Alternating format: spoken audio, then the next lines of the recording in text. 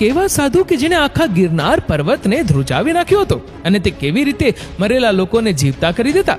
મિત્રો, કોણ હતા આ મહાન સાધુ અને શા માટે તેણે ગિરનાર પર્વતને ધ્રુજાવી નાખ્યો હતો?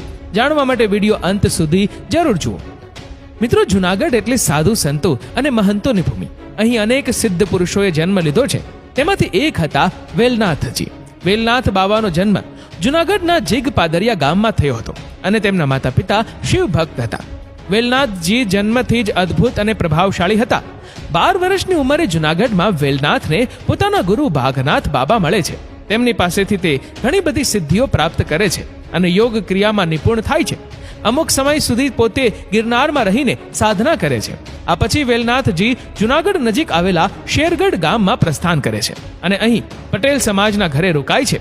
આ નવ દંપતીને કોઈ સંતાન ન હતું, તેથી તે વેલનાથજીને પોતાના દીકરાની જેમ રાખે છે. પરંતુ વેલનાથજી એક શરત મૂકે છે કે તમારે મારી માતાની જેમ રોટલા ઘડીને આપવા પડશે.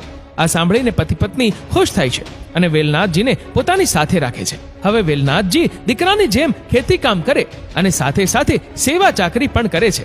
એક દિવસ વેલનાથજી ખેતરે કામ કરતા હોય છે. એવામાં તેમને જાણ થાય છે કે ઘરે માતાનું અવસાન થયું અને સગા સંબંધીઓ ઘરે આવી ગયા છે. આ પછી વેલનાથજીને વાડીએથી બોલાવવામાં આવે છે અને ઘરે આવતા જ વેલનાથજી પટેલ બાપાને પ્રશ્ન કરે છે કે બાપા, આ બધું શું છે? ત્યારે પટેલ બાપા કહે છે, બેટા, તમારા માં સ્વર્ગવાસ થયા છે. આવું સાંભળીને વેલનાથજી કહે છે, આવું ન બને, મારી માં મને જમાડ્યા વગર ના જાય.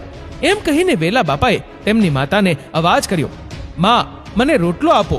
આવું 3 વખત બોલતા જ માં આળસ મરડીને ઊભી થાય છે અને વેલનાથજી માટે રોટલો ઘડે છે. મિત્રો, હવે વાત કરીએ કે વેલનાથ બાપાએ આખા ગિરનારને કેવી રીતે ધ્રુજાવી નાખ્યો હતો. એક દિવસ વેલનાથજી સિદ્ધિ પ્રાપ્ત કરવા માટે ગિરનાર જવા માટે નીકળે છે. હવે ગિરનાર એટલે અઘોરીઓનું ગઢ. અહીં એકથી ચડિયાતા એક અઘોરી રહે. તેથી ગિરનારમાં પ્રવેશતા પહેલા તેઓને પોતાની સિદ્ધિ બતાવવી પડે છે. કેમ કે ગિરનારના દરબારમાં દત્તાત્રેયની બેઠક થતી અને આ બેઠકમાં માત્ર સિદ્ધ પુરુષો જ ભાગ લઈ શકતા. કેટલાક સાધુઓએ વેલનાથજીને રોક્યા અને કહ્યું, કોઈ ચમત્કાર દેખાડો અને તમારી સાધનાનો પરિચય બતાવો, તો આજ તમને ગિરનારમાં સ્થાન મળશે. વેલનાથજીએ જોયું તો ત્યાંથી કોઈ વાણિયાના દીકરાની શવયાત્રા નીકળી રહી હતી. બાપુએ કેટલાક મંત્ર બોલીને તે વાણિયાના દીકરાને જીવિત કર્યો. આ જોઈને બધા સાધુ વેલનાથજીના પગમાં પડી ગયા અને આગળ જવા વિનંતી કરી. ગિરનાર પર્વત પર 12 વર્ષ તપસ્યા કર્યા બાદ વેલનાથજીને સમાધિ લેવાનો સમય નજીક આવી ગયો હતો. આ સમયે તેમની 2 પત્ની હતી, એક સજુમાં અને બીજા મીણામાં. વેલનાથજી મીણામાને કહે છે, હવે મારે જગતમાં ન રહેવાય, મારે હવે સમાધિ લેવી